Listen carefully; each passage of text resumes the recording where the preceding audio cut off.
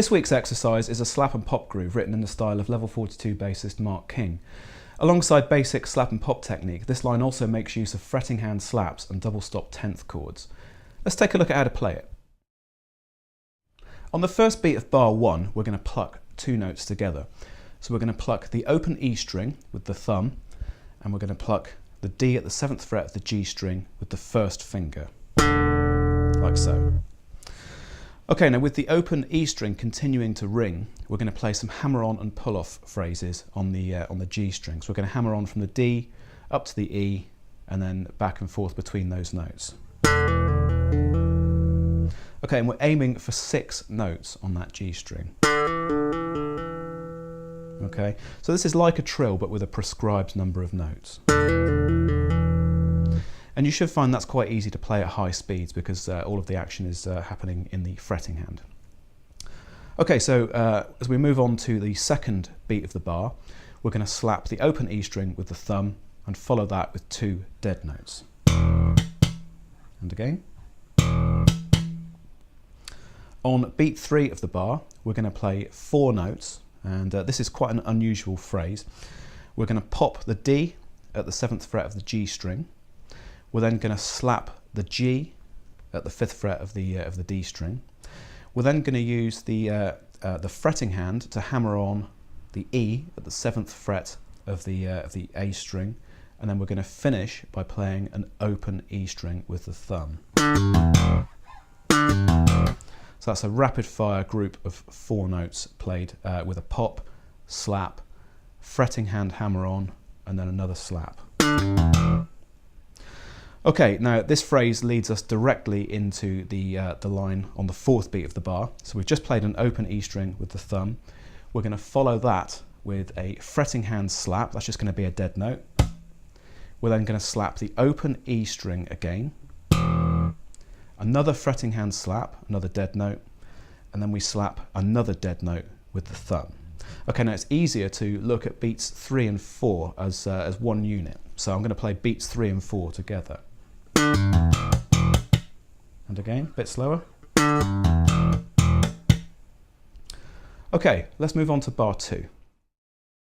At the beginning of bar 2, we're going to pop a dead note on the G string and follow that by slapping a dead note on the A string. We're then going to play a hammer-on from C sharp to D, that's frets 4 and 5 on the A string. And again. And then as we move into the second beat of the bar, we're going to play a dead note on the A string with the thumb. We're going to pop another dead note on the G string with the first finger. We're then going to play a fretting hand slap to play a 3rd dead note. And then we're going to slap a 4th and final dead note on the E string. So beats 1 and 2 are going to sound like this. And again. Now on beats 3 and 4 of the bar, we're going to be playing some double stop 10ths. So the first thing we're going to do is we're going to slide from a G into the A. That's from the 3rd fret to the 5th fret on the E string.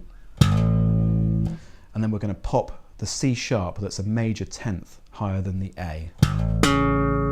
So a major 10th is like a major 3rd interval but an octave higher, and that briefly gives you the sound of a major chord. And you can let both of those notes ring together briefly because that'll sound really good. And then on the 4th beat of the bar, we're going to move that idea down to the G and the major 10th above that, which is the B at the 4th fret of the G string.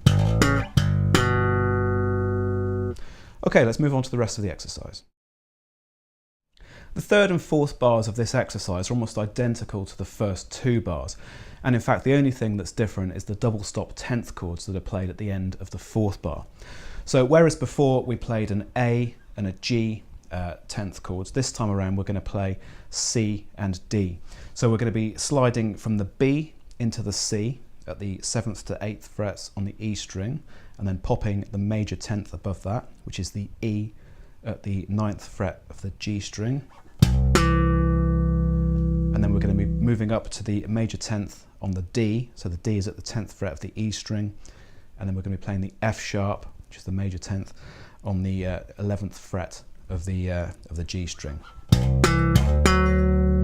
And again, you can allow those notes to ring into one another just briefly, just to create a chordal effect. Okay, that brings us to the end of this week's exercise. Okay guys, I hope you enjoyed the latest instalment in my Bass Lick of the Week series. Don't forget that you can download the PDF worksheet and backing track by clicking on the link in the description box below, and please do let me know your thoughts on this week's exercise. I'll see you next week for another bass groove.